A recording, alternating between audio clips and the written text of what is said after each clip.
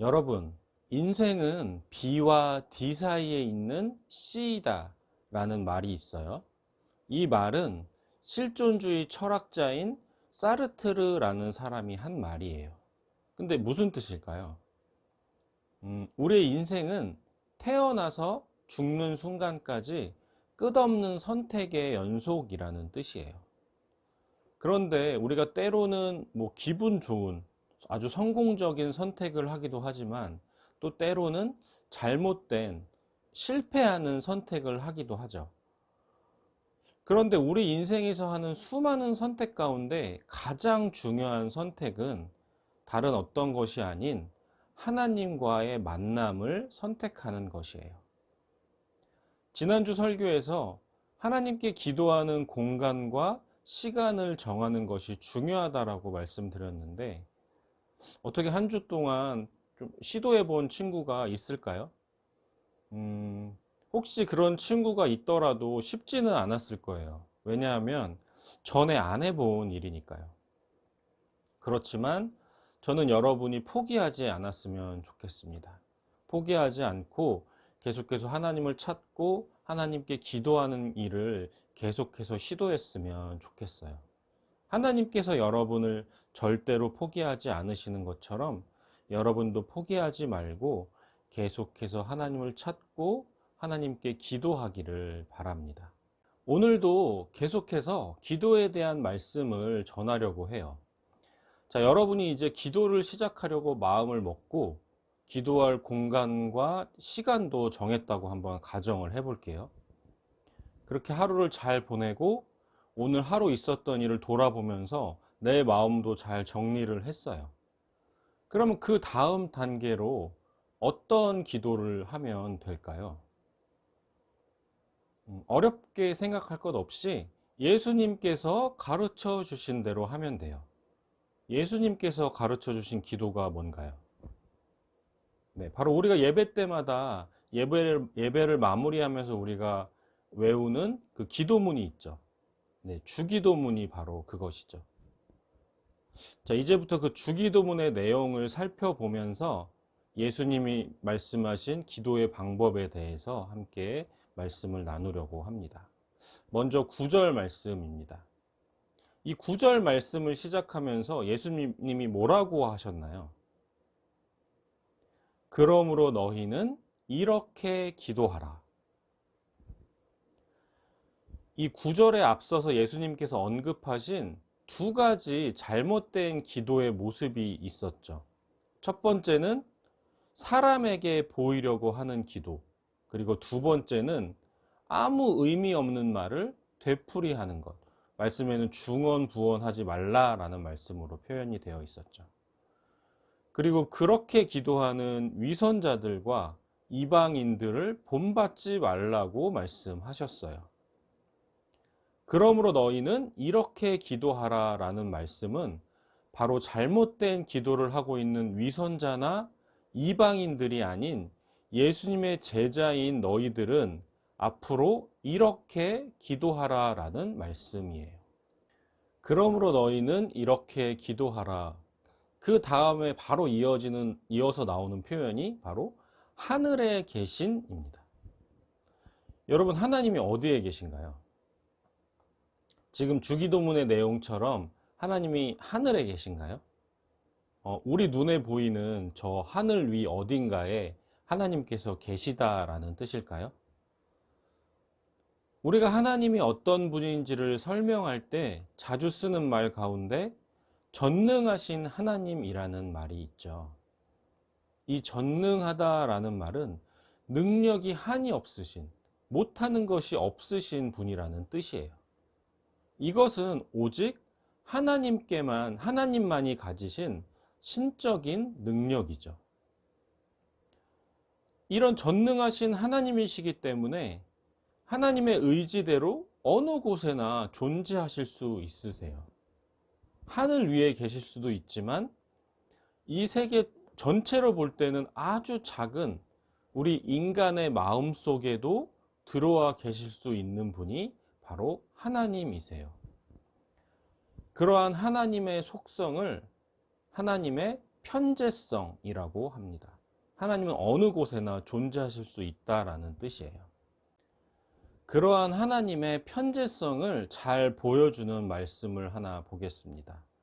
시편 139편 7절부터 10절 말씀입니다. 내가 주의 영을 떠나 어디로 가며 주의 앞에서 어디로 피하리이까? 내가 하늘에 올라갈지라도 거기 계시며 스올에 내 자리를 펼지라도 거기 계시니이다. 내가 새벽 날개를 치며 바다 끝에 가서 거주할지라도 거기서도 주의 손이 나를 인도하시며 주의 오른손이 나를 붙드시리이다. 아멘. 내가 어디에 숨더라도 하나님을 피할 수 없다라는 말씀이에요. 이처럼 하나님은 온 우주 어느 곳에나 계실 수 있는 분이세요. 그런데 왜 굳이 예수님께서는 주기도문의 첫 시작을 하늘에 계신이라고, 하나님이 계신 곳을 그 하늘로 한정지어 놓으셨을까요? 여기 하늘에 계신이라고 할 때 하늘은 단순히 우리 눈에 보이는 어떤 공간적인 개념의 하늘을 말하는 것이 아니에요. 하늘에 계신 하나님이라는 표현은 하나님께서는 이 땅에 존재하는 모든 피조물들을 하나님의 능력과 지혜로 다스리시며 심판하시는 초월적인, 그러니까 우리를 뛰어넘어서 높은 곳에 계시는 분이라는 표현이죠. 더 중요한 것은 그 다음에 나옵니다. 하늘에 계신 우리 아버지요. 하늘에 계신 누구 아버지라고요? 네, 우리 아버지요. 하늘에 계시는 초월적 능력으로 우리를 다스리시는 하나님께서 바로 나의 아버지가 되신다라는 놀라운 말씀입니다. 오늘 본문과 같은 내용이 나오는 누가복음 11장에서 제자들이 예수님께 기도를 가르쳐 달라고 말해요. 그런데 왜 그들은 기도를 가르쳐 달라고 했을까요? 제자들이 기도하는 방법을 몰랐을까요? 그렇지 않아요. 제자들은 예수님을 만나기 전에도 이미 유대교라는 종교를 믿는 사람들이었어요. 여러분, 불교나 이슬람교나 유대교나 이런 다른 종교를 믿는 사람들도 다 자기가 믿는 신에게 기도를 합니다. 특히나 유대교의 경우에는 우리처럼 하나님을 믿는 사람들이기 때문에 그들도 하나님께 기도하는 전통을 가지고 있었어요. 성경에서도 유대교 전통을 가진 사람들이 규칙적으로 하나님께 기도했던 모습을 우리가 볼 수 있죠. 구약과 신약 성경에 나오는 그 유대인들이 기도하는 대표적인 모습들을 한번 볼 텐데, 구약 성경에서는 이미 지난 2주 동안 우리가 살펴본 다니엘이라는 사람이 있었죠. 다니엘은 공간과 시간을 정해놓고 하나님께 기도했던 사람이에요. 그러면 신약의 본문은 어떨까요? 사도행전 3장을 보면 3장 1절을 함께 보겠습니다. 제9시 기도 시간에 베드로와 요한이 성전에 올라갈세. 자, 여기서도 예수님의 제자인 베드로와 요한이 정해진 시간과 또 정해진 장소에서 기도하러 가고 있는 모습을 우리가 확인할 수 있습니다. 자, 이런 것을 볼 때 유대인들은 예수님이 오시기 전에도 이미 기도하던 사람들이라는 것을 알 수 있고, 제자들도 마찬가지로 기도하는 방법을 몰랐다는 것은 말이 되지 않아요.